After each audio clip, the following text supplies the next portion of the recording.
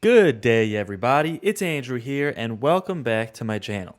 Huge updates today as Joe Manchin is flipping out. We're going to be talking about the next stimulus package, stimulus checks for seniors that Bernie Sanders is trying to include in this package, and monthly stimulus payments that Joe Manchin is completely flipping out about, on top of other things like energy and taxes on the rich. So let's discuss the details in this video, but before we do me a quick favor, hit the like button, hit subscribe, and share this channel with anyone who you think might find this helpful. This is a community for seniors and those who are disabled to be a voice for you to make sure Congress keeps its promise and takes care of the good people who have paid taxes their entire lives, as President Biden promised to increase Social Security, SSI, and ssdi benefits as well, on top of doing a specific stimulus checks for those programs as well. And almost a year into his presidency, we're still waiting for these things to happen. So I'm here to be a voice. Thank you so much for your support, and thank you for being a part of our community.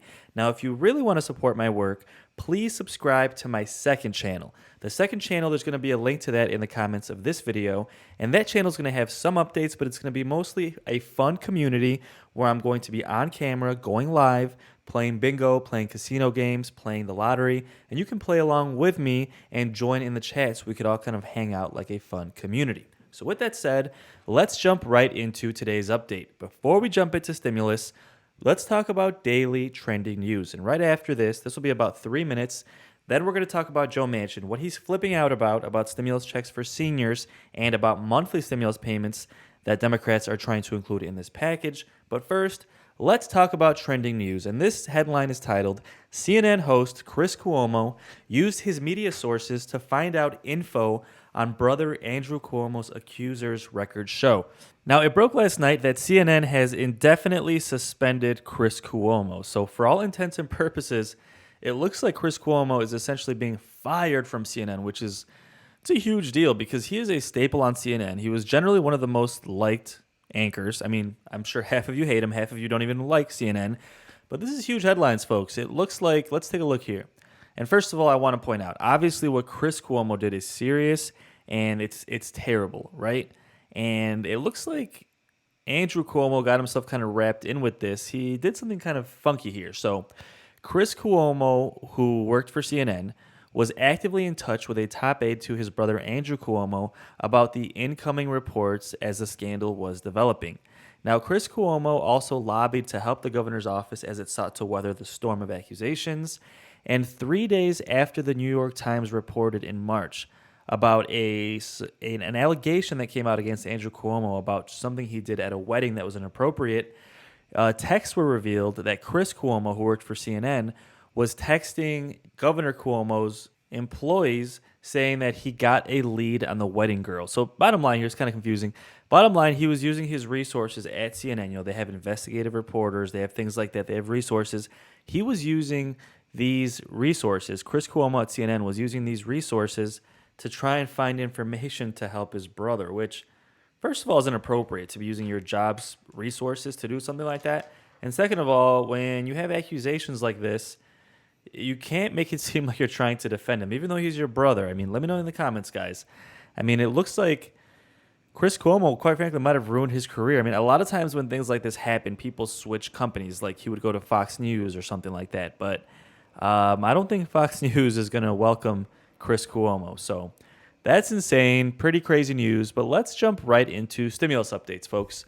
First of all, Treasury Secretary Janet Yellen is defending more stimulus, even though there has been inflation. Now, Republican senators have been drilling Janet Yellen, saying, hey, we're having so much inflation. The stimulus caused the inflation, so how can you guys support doing more of it? Well, first of all, a lot of experts think it wasn't the stimulus. Let's be honest here, folks.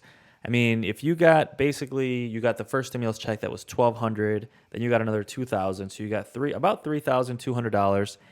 And somehow that's causing all of this insane inflation. I mean, most people spent that money in the first couple of months, right? People paid their bills, paid their rent, paid their credit cards off, just bought food for a couple of months. And they somehow think that this inflation that's lasting for a year and a half is due to a couple of stimulus checks. I mean, let's be realistic here. It's due to supply chain shortages. It's due to high demand because the economy, the entire world closed down for a year and a half. So all this demand that was pent up is coming all at once. But of course, Republicans are trying to stop stimulus. They're trying to blame the stimulus packages. And Janet Yellen is basically saying everything I just said. Like, no, we need more stimulus. This inflation is not being caused by stimulus. And that's really, really good news because as Treasury Secretary, Janet Yellen is very, very influential. She's even very influential when it comes to Social Security benefits, as she's in charge of kind of managing the expenses for the Social Security Administration. So, as we look forward into 2022, and we've been promised an increase in Social Security benefits, it's good to have someone like Janet Yellen in place who is fighting for more stimulus and is on record as saying she wants to expand Social Security benefits as well. Now, Fed Chair Jerome Powell was also asked his thoughts on the stimulus package in regards to inflation. And he quickly said, you know what, the Federal Reserve really shouldn't be commenting on what's happening in the government as far as legislation. So he pretty much stayed out of it. But as a known open Republican, we can pretty much, and it's confusing because he always did support more stimulus, especially in 2020. He said we need more stimulus checks. He continually pumped more stimulus into the stock market. See, the Fed can pump money into the stock market, but they can't provide stimulus checks. So during 2020, he kept doing more stimulus into the stock market, and he continues to do so now. They're still pumping hundreds of billions of dollars into the stock market every single month, which is boosting up the stock market.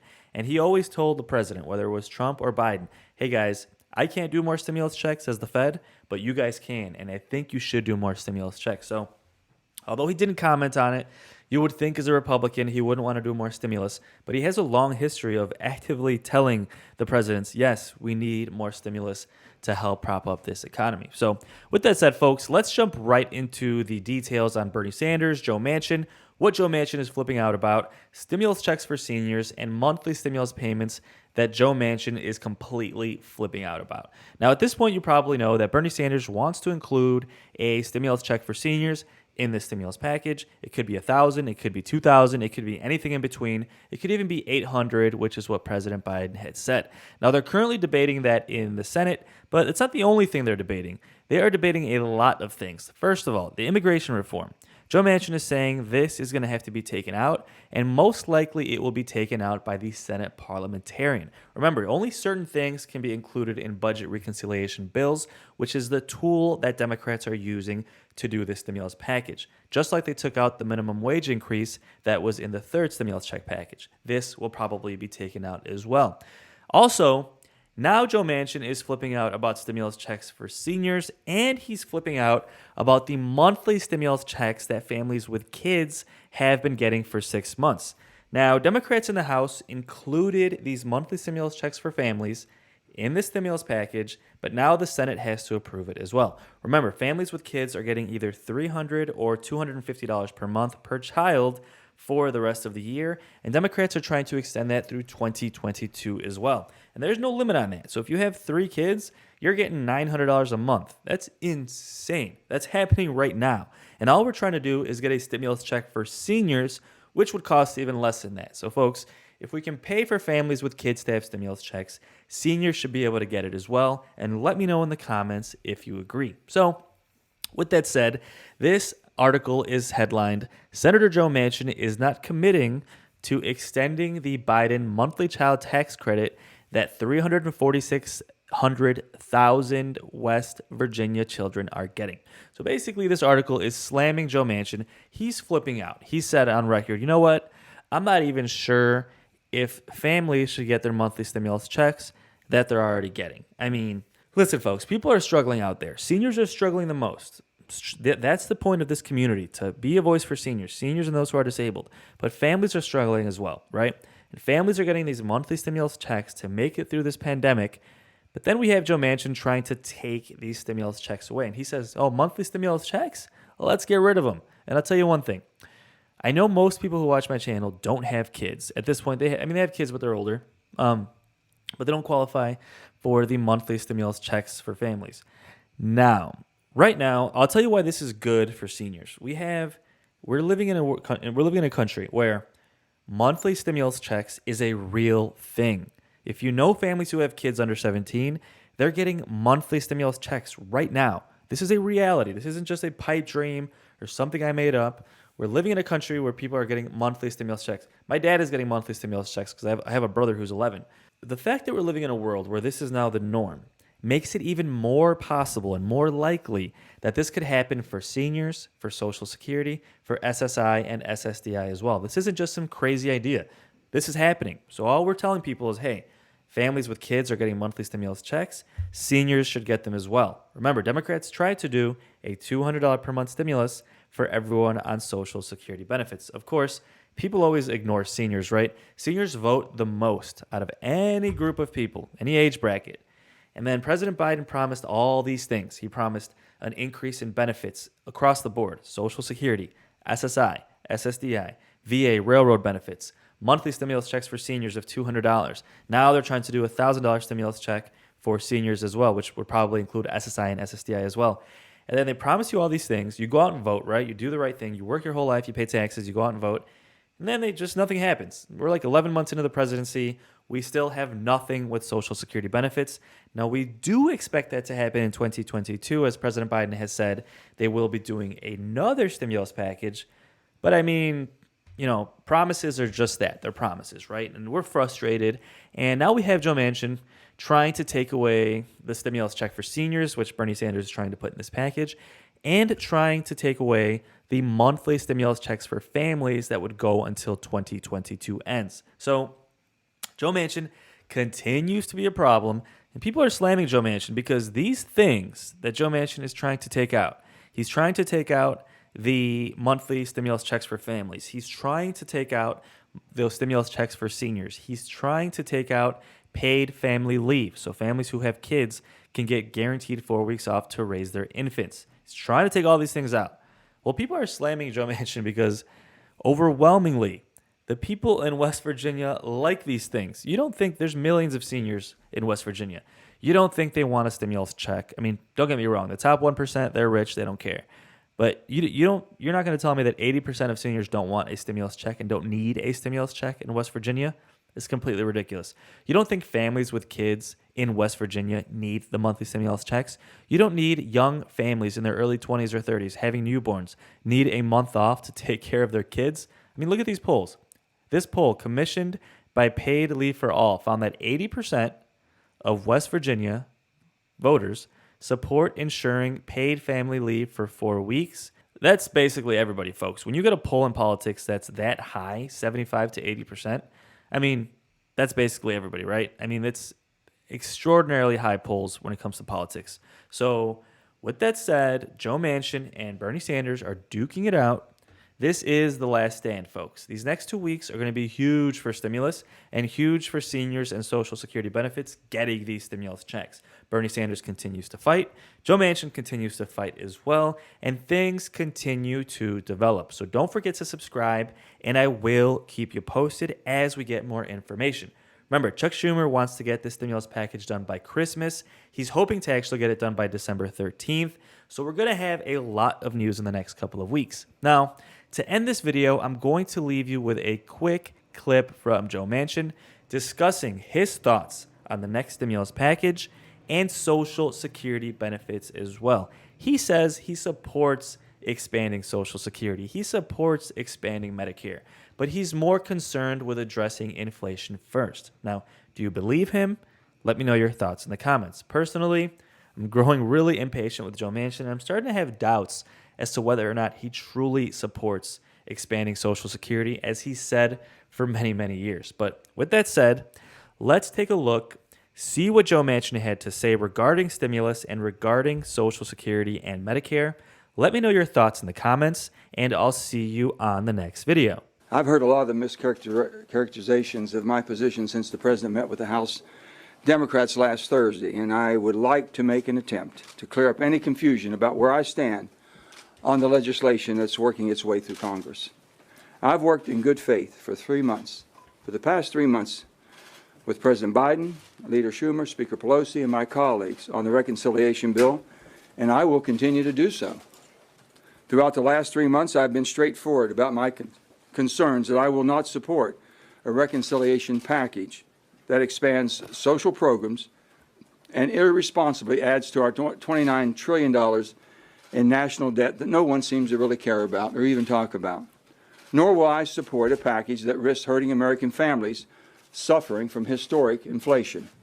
Simply put, I will not support a bill that is this consequential without thoroughly understanding the impact that it'll have on our national debt, our economy, and most importantly, all of our American people. Every elected representative needs to know what they are voting for and the impact it has, not only on their constituents, but the entire country.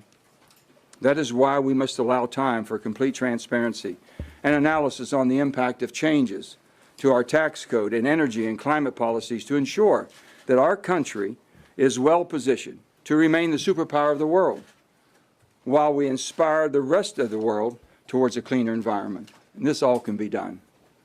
I, for one, won't support a multi-trillion-dollar bill without greater clarity about why Congress chooses to ignore the serious effects of inflation and debt that have on our economy and existing government programs. For example, how can I in good conscience vote for a bill that proposes massive expansion of social programs when vital programs like Social Security and Medicare face insolvency and benefits could start being reduced as soon as 2026 in Medicare and 2033 in Social Security? How does that make sense? And I don't think it does. Meanwhile, elected leaders continue to ignore exploding inflation, that our national debt continues to grow, and interest payments on the debt will start to rapidly increase when the Fed has to start raising interest rates to try to slow down this runaway inflation. With the factors in mind, and all of these factors that we've spoken about, I've worked in good faith for months with all of my colleagues to find a middle ground on a fiscally, and I repeat that, a fiscally responsible piece of legislation that fixes the flaws of the 2017 Trump tax bill that I thought was weighted far, far too far for the high-end earners and the needs of the American families and children. However, as more of the real details outlined in the basic framework are released, what I see are shell games, budget gimmicks that make the real cost of the so-called $1.75 trillion bill estimated to be almost twice that amount if the full time is run out, if you extended it permanently, and that we haven't even spoken about. This is a recipe for economic crisis.